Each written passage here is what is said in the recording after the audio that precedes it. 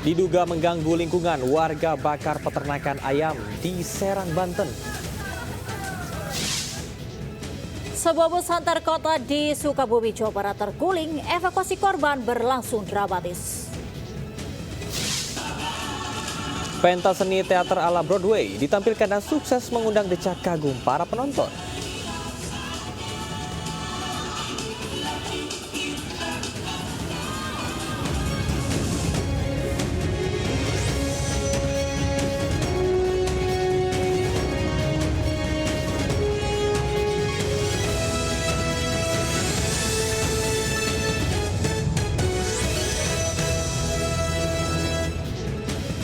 Assalamualaikum warahmatullahi wabarakatuh. Selamat pagi Bang Wirsa, selamat pagi Camar, apa kabar? Selamat pagi, Angel, luar biasa, apa kabar? Sudah semangat pagi hari ini? Semangat pagi hari ini, apalagi banyak informasi-informasi menarik dari dalam dan luar negeri tentunya akan kami hadirkan untuk Anda. Bersama kami, saya Angelika Devagam. Dan saya Camar Haenda. Selain 3 berita tadi, kami juga hadirkan dengan beragam informasi menarik lainnya. Dan inilah Lintas Anyus Pagi selengkapnya.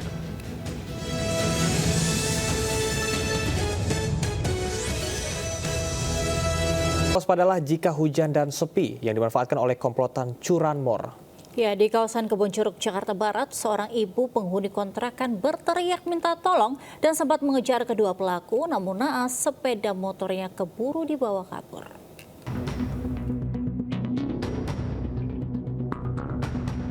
CCTV merekam dua pria yang menyatroni rumah kontrakan di Jalan Sang Timur, Kebon Jeruk, Jakarta Barat. Satu orang menunggu di luar memantau situasi sepi usai hujan melanda. Sementara satu pelaku masuk ke rumah kontrakan dan mencuri motor. Aksi pelaku sempat diketahui korban yang merupakan mak-mak hingga berteriak maling. Bahkan korban sempat melakukan pengejaran, namun para pelaku kabur sambil membawa motor curian. Kebetulan ada tetangga saya yang masuk, tapi yang di dalam pelakunya itu masih ngumpet di dalam.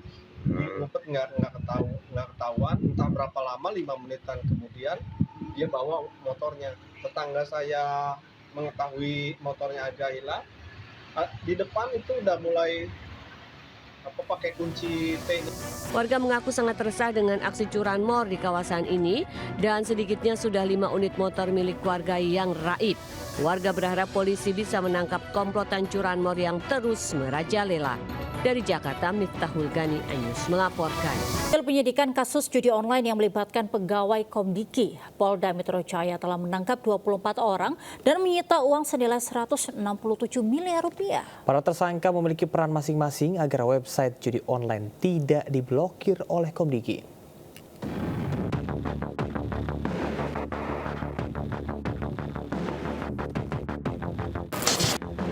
Hasil penyidikan kasus judi online membeberkan bagaimana karyawan Komdigi melindungi ribuan situs judol. Polda Metro Jaya menetapkan 24 tersangka dan mengungkap peran tiap tersangka. Tim mengamankan BN dan A sebagai pengelola website judi online Sultan Menang, lalu menitipkan website tersebut kepada 9 orang oknum pegawai Komdigi agar tidak diblokir. Mereka melindungi website judi online dengan mengumpulkan website judi dari para bandar oleh agen, lalu memberikan list website tersebut kepada tim verifikasi agar saat Komdigi menemukan website judi online, maka tersangka yang berperan sebagai tim verifikator dapat menjaga agar website judol tidak diblokir. Polisi menyita barang bukti uang 167 miliar rupiah, rekening dan e-commerce, perhiasan, barang dan jam tangan mewah, kendaraan dan aset lainnya. Para pemain judi ini tidak akan pernah menang. Yang menang adalah bandar.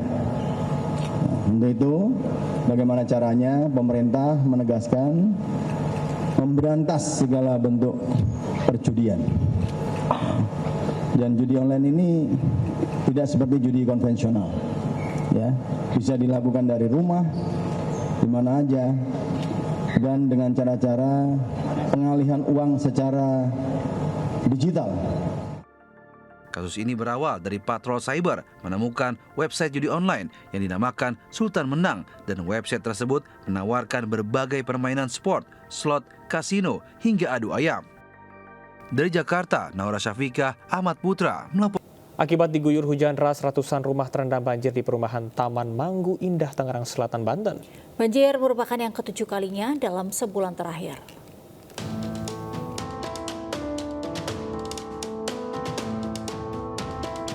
Intensitas curah hujan yang tinggi serta kiriman air dari Bogor menyebabkan banjir merendam perumahan Taman Manggu Indah, Tangerang Selatan, Banten.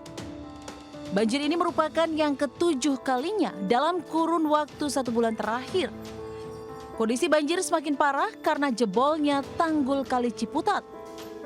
Mengantisipasi semakin meninggi, petugas BPBD mengevakuasi warga ke lokasi yang lebih aman. Kotak-kotak putih itu saya nggak ngerti, itu yang dari beton kedorong. Jadi jebol lagi? Jebol lagi sedikit sama airnya meluap di atas tuh. Oh, kiriman juga dari Bogor? Kiriman, melewati dari batas maksimum seperti biasanya. Kalau ketinggian air sekarang berapa? Paling Di dalam? mana nih? Paling dalam gitu? Paling dalamnya dengkul lah. Data BPBD Tangerang Selatan ada 300 kepala keluarga terendam banjir hingga setinggi 50 cm. Kini petugas terus bersiaga di lokasi dengan menerjunkan 2 unit perahu karet guna mengevakuasi warga. Petugas juga mengerahkan 2 unit pompa guna menyedot air dari perumahan ke Kali Ciputat. Dari Tangerang Selatan, Banten, Nunung Purnomo, iNews melaporkan. Pemirsa, rumah yang dijadikan tempat pembuatan uang palsu digerebek polisi di Cimahi, Jawa Barat. Ya, polisi menyita 1.000 lembar lebih uang palsu berbagai pecahan.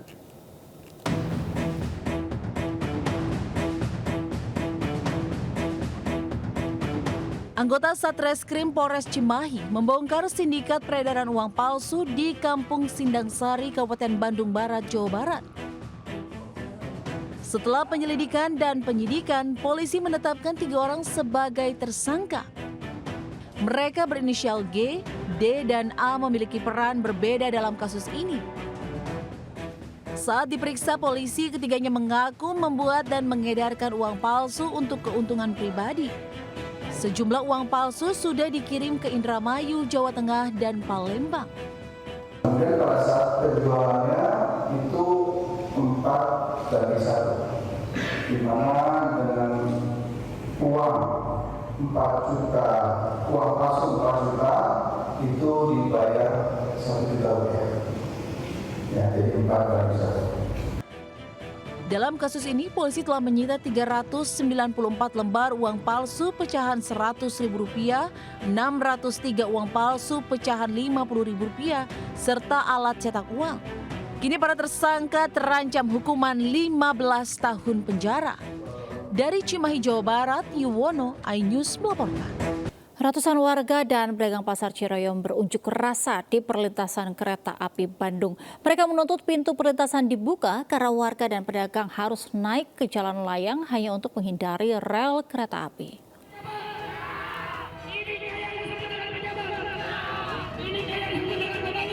Warga berusaha membongkar pagar yang menutup perlintasan kereta api sebidang Ciroyom, Bandung. Pembongkaran paksa ini sebagai bentuk protes karena aktivitas warga dan pedagang pasar Ciroyom terganggu akibat pagar beton. Pagar beton yang menutup perlintasan kereta api membuat warga dan pedagang harus melewati jalan layang untuk berbelanja ke pasar. Dengan adanya penutupan ini, para instansi terkait tidak ada sama sekali koordinasi satu dengan pengurus pedagang yang ada di GPKA dengan Forum Andir Bersatu. Itu adapun yang menghadiri sebelum ada penutupan ini RW setempat. Jadi pengen JPO dibangun dulu baru jalan ditutup, jangan ditutup dulu baru dibangun JPO. Kembali sesuai perjanjian yang sudah ditentukan akan dibangun JPO dulu sebelum penutupan jalan. Jadi intinya buka dulu jalan sebelum JPO berdiri. Perlintasan kereta api sebidang ditutup sejak Jalan Layang Ciroyom resmi digunakan 23 Oktober lalu. Jalan Layang Ciroyom dibangun untuk mengatasi kemacetan yang biasa terjadi di perlintasan kereta. Kalau dibuka, kewenangan pembukaan pintu perlintasan itu kewenangan dari Kementerian Perhubungan. Masyarakat bisa mengusulkan, mengirim surat ke Kementerian Perhubungan. Penutupan perlintasan sebidang Ciroyom untuk mengurangi potensi adanya kecelakaan baik pengguna jalan maupun perjalanan kereta api. PT Kereta Api berencana membangun jembatan penyeberangan orang atau JPO agar warga dan pedagang tidak lagi melewati jalan layang Ciroyom. Dari Bandung, Jawa Barat, Irfan David, iNews melaporkan. Diduga menghindar kendaraan yang akan balik arah, sebuah bus antar kota di Sukabumi, Jawa Barat terguling di tengah jalan. Evakuasi para korban berlangsung dramatis.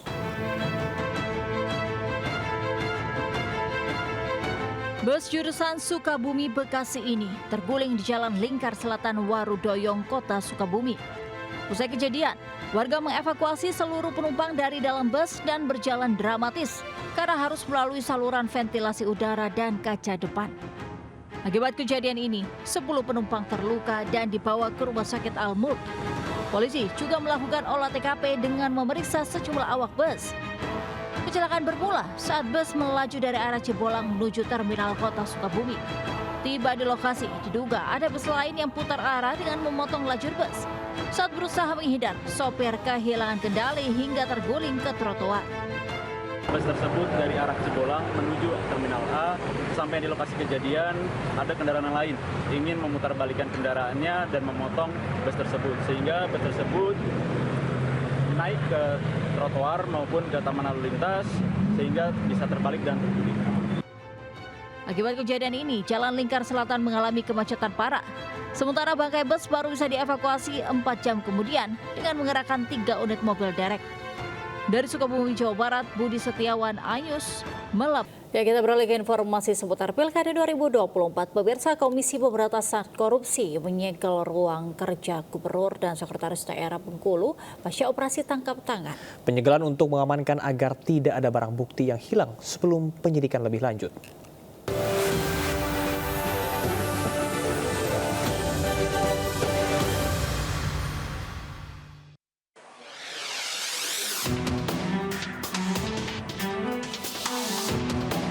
Tidak ada aktivitas di sekitar ruang kerja Gubernur Rohidin Mirsyah di lantai 3 kantor Gubernur Bengkulu. Rohidin Mirsyah terjaring operasi tangkap tangan KPK bersama Sekretaris Daerah Provinsi Bengkulu Isnan Fazri. Pasca operasi tangkap tangan, KPK menyegel ruang kerja Gubernur dan Sekda Bengkulu yang berbeda lantai untuk penyidikan lebih lanjut. Sementara Wakil Gubernur Bengkulu, Ros Jonsah, meminta ASN Provinsi Bengkulu tetap semangat menjalankan aktivitas pasca penangkapan Gubernur Rohidin. Kita tetap berjalan sesuai dengan aturan ya. Dan kejadian ini juga kita ikut perhatiin ya. Sekiranya ini siapa yang mau musibah, tidak ada yang musibah. Tentu ini adalah ketentuan Allah Subhanahu wa taala. Saya mengambil apel hari ini untuk memberikan motivasi kepada kalangan ASN. Sebelumnya, Gubernur Bengkulu Rohidin Mirsyah dan Sekda Provinsi Isnan Fazri terjaring operasi tangkap tangan KPK Sabtu malam usai kampanye terakhir. KPK menyita uang tunai 7 miliar rupiah. Rohidin dan Isnan menjadi tersangka pemerasan dan gratifikasi terhadap sejumlah kepala dinas dalam rangka pemenangan pilkada. Dari Kota Bengkulu, Endro Diwirawan, iNews melaporkan. Sementara itu, Wakil Ketua Komisi Pemberantasan Korupsi Alexander Marwata membantah jika penangkapan Gubernur Bengkulu Rohidin Mirsyah terkait dengan politik jelang pilkada. Dan berikut pernyataan Wakil Ketua Komisi Pemberantasan Korupsi Alex Marwata. Bahwa uang ini untuk nanti tim sukses. Kan begitu, jadi tim sukses ada permintaan uang untuk kelompok ini, untuk warga sini dan seterusnya, ada itu dalam percakapan itu. Artinya apa? Ya memang ya sesuai dengan yang arahan RM, dia minta dukungan dari masing-masing kepala OPD, kepala dinas ya. Dia menjadi tim sukses dan ada instruksi perintah untuk menghimpun sejumlah dana ya termasuk ya lewat. Hari Guru 2024 menjadi hari membahagiakan bagi Supriyani.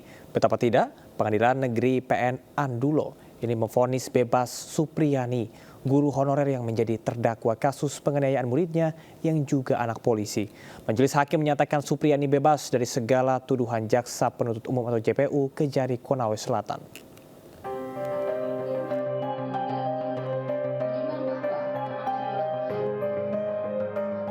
Supriyani, seorang guru honorer SD Baitu 4 Konawe Selatan menjalani sidang putusan di Pengadilan Negeri Andolo, Konawe Selatan, Senin siang. Dalam amar putusannya, Majelis Hakim Pengadilan Negeri PN Andolo memvonis bebas Supriyani. Seharusnya pembuktian perkara lebih difokuskan pada kemungkinan tempus delikti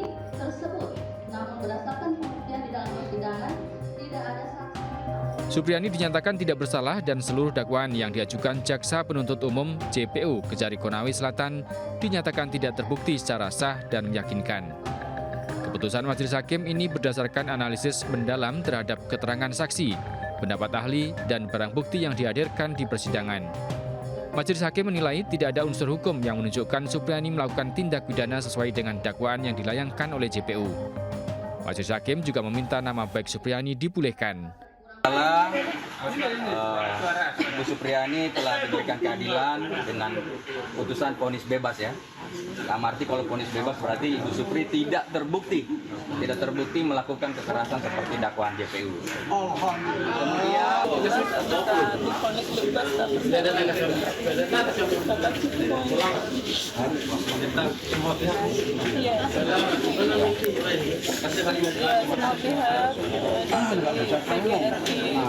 Indonesia dan semua pengacara saya sudah dari awal mendampingi sampai saat ini.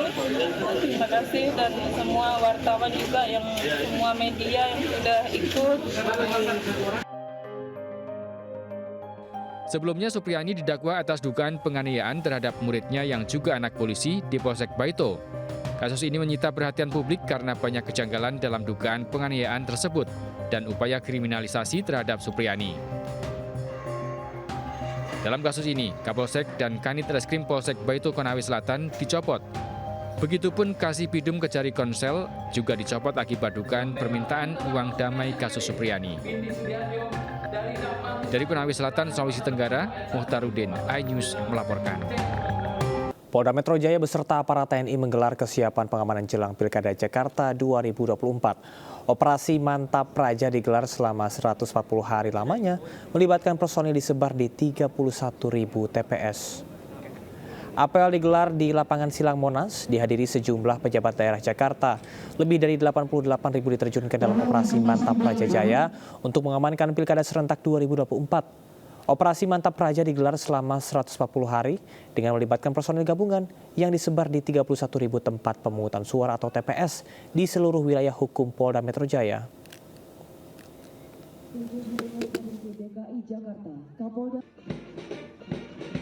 Panglima TNI Jenderal TNI Agus Subianto menegaskan pihak TNI memastikan bersikap netral walaupun ada purnawirawan TNI yang maju dalam Pilkada serentak 2024. Sementara Kapolri Jenderal Listio Sigit menyatakan persiapan telah rampung dan diharapkan pelaksanaan Pilkada berjalan aman dan lancar.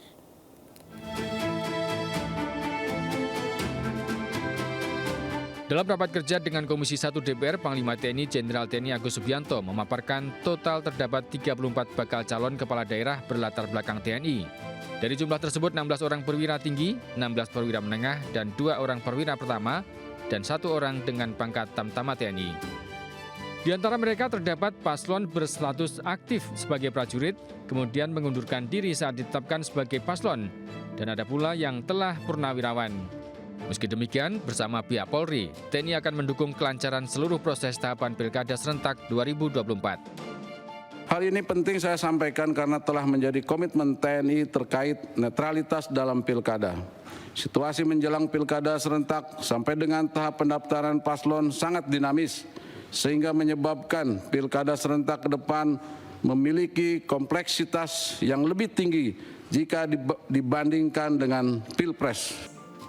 Sementara di tempat terpisah, Kapolri Jenderal Listio Sigit Prabowo menggelar rapat persiapan terakhir untuk memastikan kelancaran pelaksanaan pemilihan kepala daerah Pilkada.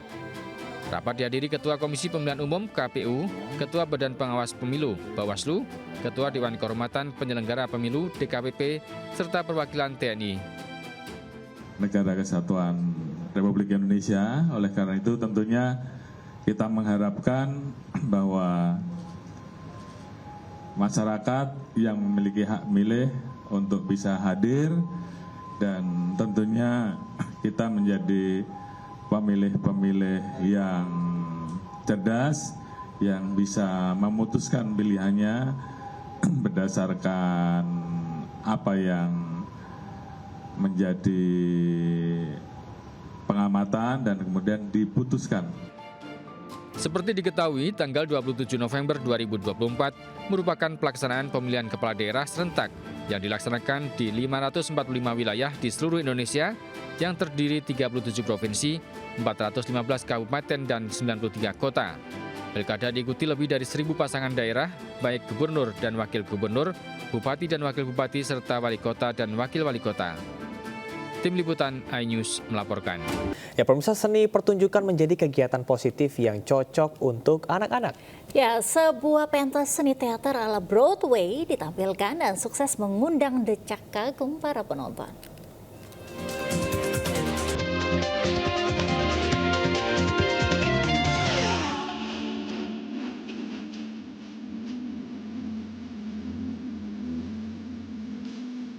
Alunan musik didukung tata cahaya panggung yang gemerlap tampil dalam Broadway Recital yang digelar di Teater Usman Ismail, Jakarta.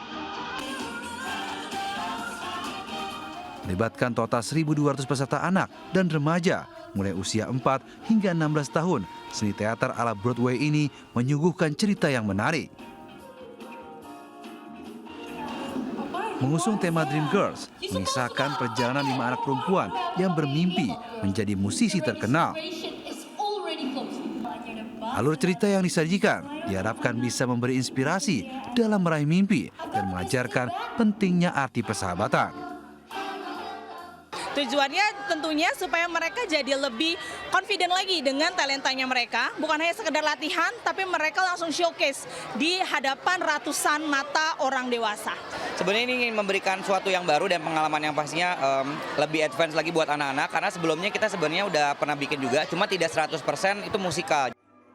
Kegiatan tahunan dari Akademi Olahraga dan Seni Pertunjukan Rockstar Academy yang tersebar di Jakarta, Tangerang, dan Bandung, Jawa Barat ini disambut positif para orang tua yang hadir.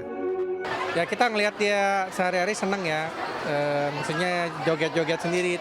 Daripada tidak terarah kan kita arahkan ke Rockstar. Karena mereka tahu kapan mereka harus latihan, kapan mereka harus mau tampil, jadi mereka tidak terlalu melulu di gadget.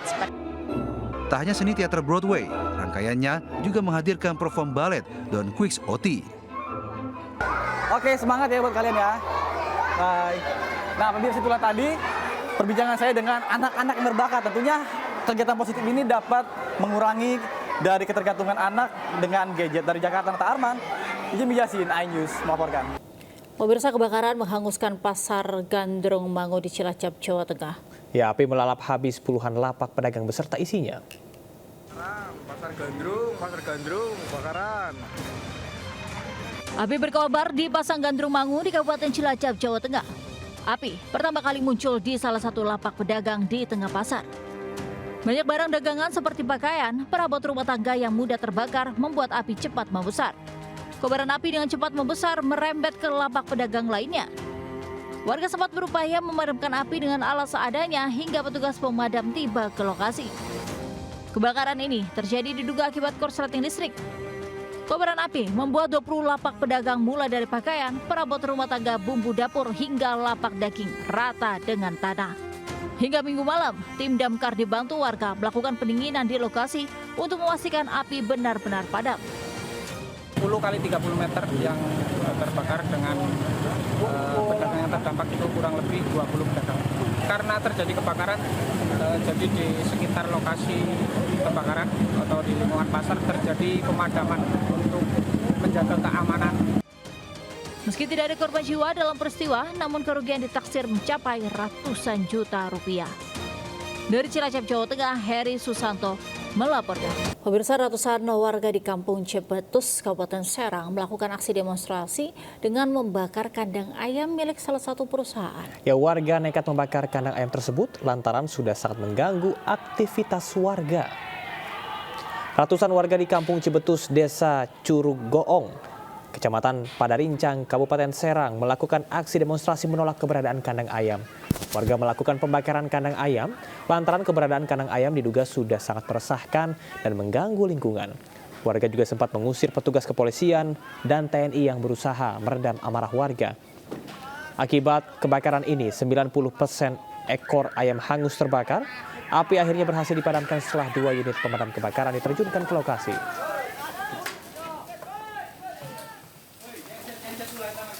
Beralih ke informasi lainnya, saat belanja daging sapi ke Pasar TB Cengkareng, Jakarta Barat, seorang ibu lanjut usia menjadi korban hipnotis. Akibatnya korban kehilangan uang dan perhiasan senilai 200 juta rupiah.